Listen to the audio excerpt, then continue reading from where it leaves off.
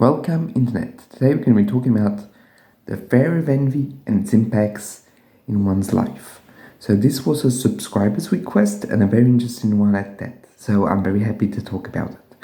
So, often when we think of envy, the first thing we think about is how excessive it can be, how overwhelming and invading it can be within one's mind, i.e., it can take the central stage, and therefore the person can be completely overwhelmed and unable to form relationships. But we often don't think about the reverse, when envy is often so repressed that it just doesn't seem to be there, at least on the surface.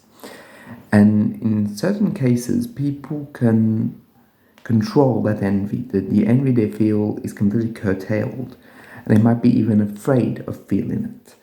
So, where does that fear come from, and what is its impacts in one's life? Well, the fear might come from a very repressive environment that was incredibly severe towards forms of envy. Therefore, the individual wasn't able to manifest envy in a good way, because that's also something that we often don't talk about enough, how envy is part of a normal process of the mind. It's not some aberration, nor is it some form of pathological feeling. It's something that's normal, and even, dare I say, it's sometimes a good thing, because envy puts us in movement. It's because we envy things in the outside world that we are able to grasp, attain, and fulfill certain objectives, and even some form of love, because envy is pathological when it doesn't come with gratitude, as Melanie Klein states it. But in the case of people who are afraid of their envy, the problem is that they can't necessarily seek what's in the outside world because they're afraid. They're afraid that seeking it would already be a form of destructiveness. Because at the very core, what repressing envy to a major extent does within the mind is that it gives the conscious mind this message that if you repress envy, that means it's destructive inherently, innately, and there's nothing to be done except control it. Big problem with that is that if it's done at a too intensive level, it completely inhibits the abilities that one might have to extend into the outside world. Because I was saying, envy is a movement of extension of the ego. What becomes complicated is that when you curtail envy, you also curtail gratitude, and you prevent a person from forming relationships, because relationships are also intertwined with forms of envy. And it's okay as long as there's gratitude, as long as there is reparation, as long as there is common ground. When there is a force in one's mind that represses envy, a superego, let's say, that's so severe that it just pushes down envy every single point, what happens is that the individual becomes so internally focused with their own inner processes that there's no space to develop any deeper connection, because they're so afraid that if they develop it, if they start envying the person, then therefore they will destroy the person. And that makes everything very complicated. I should also add that not letting one's envy come into one's mind, not necessarily acting upon it, but just the feeling of it coming into one's mind, is also, in a way, shows the conscious mind that they're not able to tolerate it, that they're not able to make something out of it. So envy becomes a form of beta element, alabion, meaning that basically it's something that's cannot be digested by the mind, therefore it gets pushed out completely. Therefore the person cannot make something of it. And our whole job as humans is to be able to transform our feelings of envy into something productive, be it for ourselves or for society. And what happens in these cases is envy is not transformed. It stays and remains so powerful in the mind. And every waking moment, I'm exaggerating, but you get the gist. Every moment of one's psyche is basically focused on repressing it. Therefore, what ends up happening is that people miss out on so many things because they're so afraid of being envious of other people, of other phenomena, that their lives are spent fighting internal struggles rather than going into the outside world and seeking what they want to seek.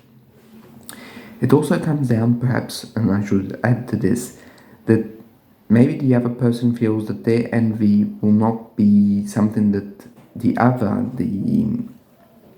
the object, as we would say in psychoanalysis, or other people would survive that envy, either that envy would be destructive, because that's also something that might not have happened in childhood. For example, that perhaps the individual saw that envy could technically destroy the caregiver. So it's not something we talk about too much necessarily, but sometimes caregivers can be very fragile psychically. That fragility might not allow the child to be aggressive in the right way. So what does it mean to be aggressive in the right way? So it doesn't mean that the child can do everything and there is no limits.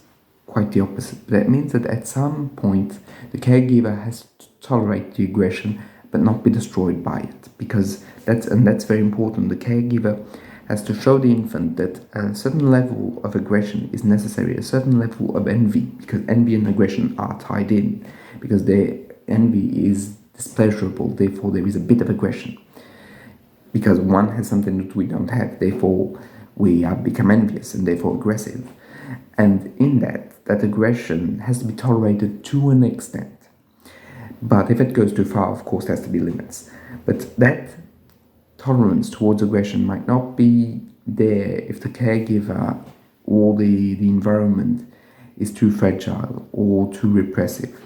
Therefore, the child, the infant, can't make anything of it. Therefore, it stays there, and the child learns that they have to fight against it themselves, and that they have to spend their whole lives fighting it. If not, the relationship might break down, or the people they love might break down. Therefore, it's not an option. Thus, they have to focus on that. And as I was saying earlier, that internal struggle takes the whole mind of the person. Therefore, there's no more room, really. And it's going to create a dynamic in which all the person is going to self-isolate by fear that their envy might destroy others, or on the other hand, they might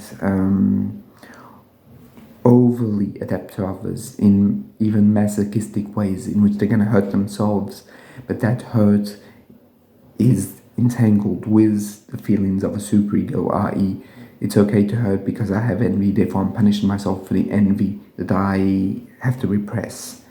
Therefore it creates a whole system in which the person becomes in a way stuck with envy rather than be able to use envy. Because as I was saying, envy in of itself is normal, and it's even to an extent good.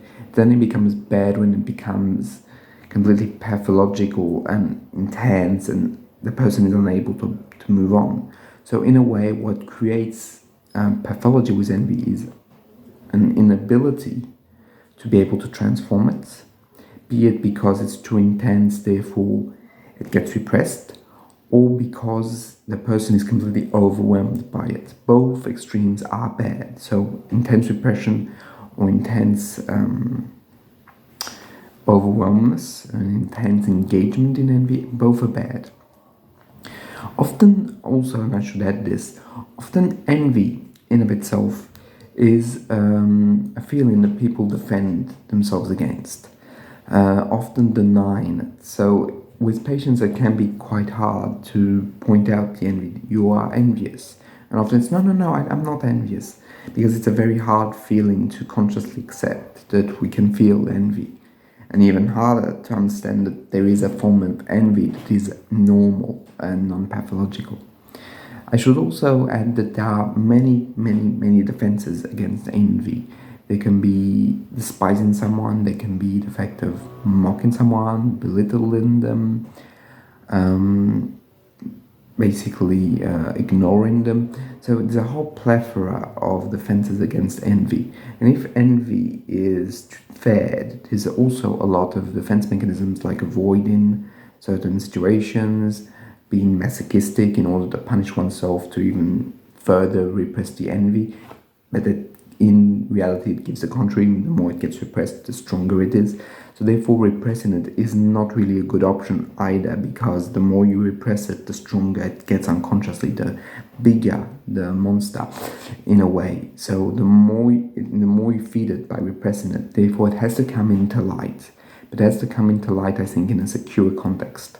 I.e., for example, psychotherapy can be a good context when, for example, if a patient that was afraid of their envy starts to be envious of, for example, the psychologists or the psychotherapists' abilities, their memory, even their objects, all of that is quite a positive sign, because it's the first step. Afterwards, that step, what can be good is also to be able to play with that envy, be able to use humor, because humor, in a way, is a form of masking of envy, but it can only be used if one tolerates the emergence of envy within one's life.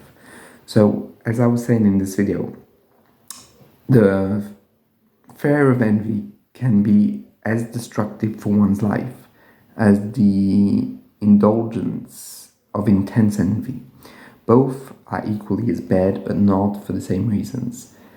For society, it might be, quote-unquote, more disruptive to have someone in intense forms of envy, but one has to understand that for the individual, it's equally as bad, because they completely take his sins into themselves, so they can't express who they are, and they can't live their lives in the way that they seek, because they're too involved with that mental energy that represses envy. It's as if they had, like, let's say, a certain quota of mental energy, and they spend a lot of it trying to push it down in order to preserve the relationship. Therefore, equally as bad, maybe not towards the outside world. It might be intense envy that's worse, but trust me, both are bad. So anyway, that pretty much sums it up. I hope that you found it interesting, and if you have any questions, feel free to drop them by in the comments. I'll see you in the next one. Bye.